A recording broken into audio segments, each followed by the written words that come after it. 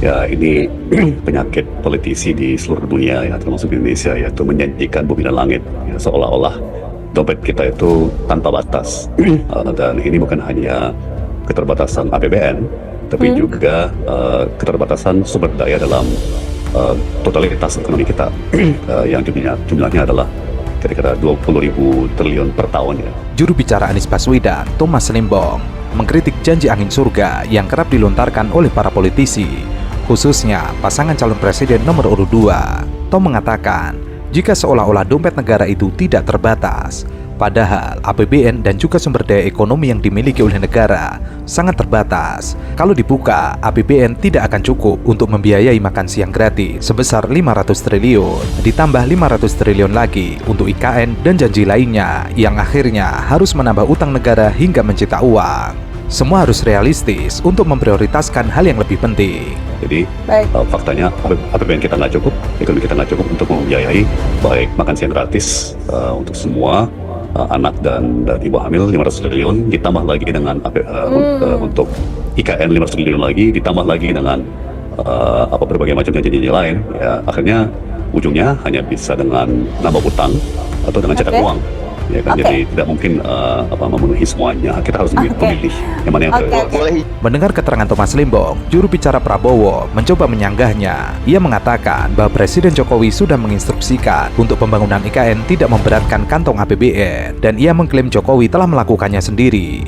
Tahun 2023 kemarin, pembangunan IKN tidak memakai dana APBN, nilainya mencapai 41,4 triliun rupiah.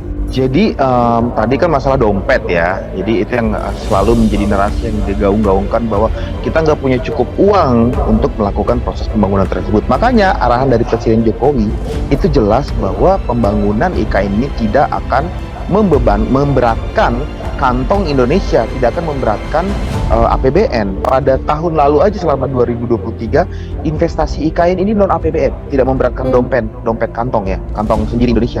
Itu mencapai 41,4 triliun yang terbagi dalam 3 tahap. Tahap 1 pada 21 sampai 22 September itu 23 triliun. Mendengar jawaban jubir Prabowo, Thomas menanggapi, jika investasi itu mungkin ada, ia menjamin mungkin tidak akan besar. Ia lalu mengucapkan terima kasih karena tekanan yang terus diberikan. Lalu muncullah nama-nama dan angka-angka. Ia lalu menantang kepada investor tersebut untuk memberikan laporan keuangan triwulan jika memang benar ada kucuran dana tersebut. Jangan sampai ada kata-kata akan atau belum tentu kebenarannya kemudian diklaim sebagai investasi. Saya berani jamin bahwa sekalipun investor itu ada, itu pasti sifatnya tanda kutip kecil-kecilan ya.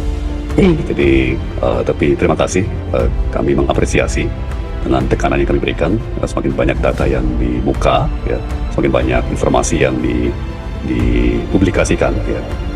Sudah mulai ada seperti permintaan kami per nama, si ini berapa, si ini berapa, si ini berapa ya. Nah, tantangan saya berikutnya adalah saya tantang untuk masing-masing investor untuk mempublikasikan laporan keuangan triwulanan. Makanya ia menantang agar para investor membuka transparansi keuangan soal investasi di IKN.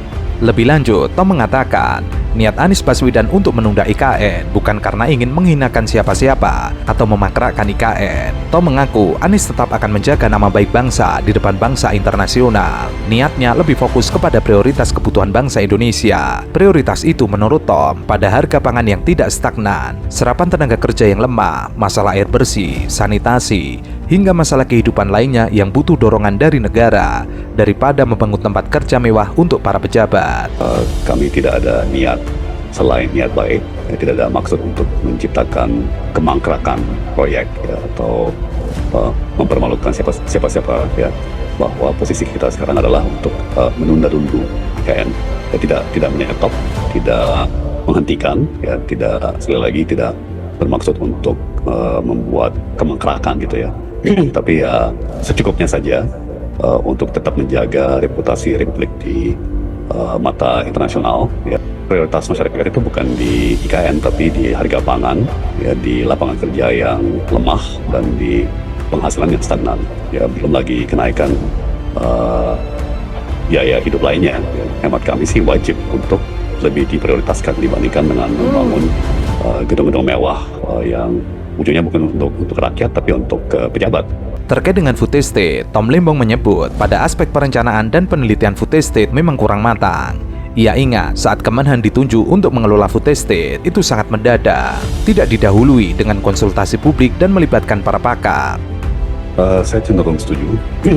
Rasanya dari segi penelitian dan perencanaan itu kurang matang ya. Saya ingat waktu program food estate ini ditunjuk ke Pak Menhan, Menteri Pertahanan, Kementerian Pertahanan, itu menarik sekali dan tidak didahului oleh konsultasi publik atau keikutsertaan pakar-pakar dan ahli-ahli ya. Definisi food estate adalah lahan yang masif dengan pendekatan industrial, luasnya puluhan ribu hingga ratusan ribu hektar. Yang dilakukan sekarang ini bukan food estate, tapi pertanian biasa. Karena food estate itu adalah kawasan atau lumbung pangan yang masif. Contohnya seperti perkebunan sawit. Sebenarnya apa itu definisi daripada food estate? Ya. Sejauh yang kami ketahui, definisi daripada food estate itu adalah lahan yang masif. Ya, jadi konsepnya daripada food estate itu dari dulu, dari zamannya Orde Baru, Soeharto sampai sekarang ya, adalah lahan yang masif dengan pendekatan industrial. Ya, jadi industrialisasi pertanian dengan mekanisasi, dengan pendekatan yang padat modal ya, secara masif. Ribuan dan puluhan ribu dan bahkan ratusan ribu hektar ya, seperti misalnya perkebunan kelapa sawit gitu. Nah, yang tadi digambarkan oleh Pak Billy adalah contoh-contoh kecil. Bagi saya itu tidak sebetulnya masuk dalam definisi food estate ya, itu anggap aja food pertanian biasa ya. Tapi kalau yang disampaikan tadi hanya 1000 hektar itu cuma pertanian biasa. Ia lalu membandingkan program food estate yang tidak ada hasilnya dengan keberpihakan kepada petani dengan menyediakan pupuk. Sejatinya uang triliunan yang hangus di food estate akan lebih bermanfaat jika dijadikan untuk pengadaan pupuk buat petani. Program food estate ini memang sampai sekarang tidak menghasilkan ya. Semua petani di seluruh daerah mengeluh mengenai harga pupuk, mengenai ketersediaan pupuk ya kan. Jadi daripada kita melakukan hal yang sangat eksperimental ya, seperti food estate yang puluhan tahun tidak pernah berhasil ya kan, mendingan baik anggaran maupun perhatian pemerintah, kebijakan itu ditujukan dulu kepada yang konkret, yang di depan mata. Pertama ya masalah pupuk bagi petani.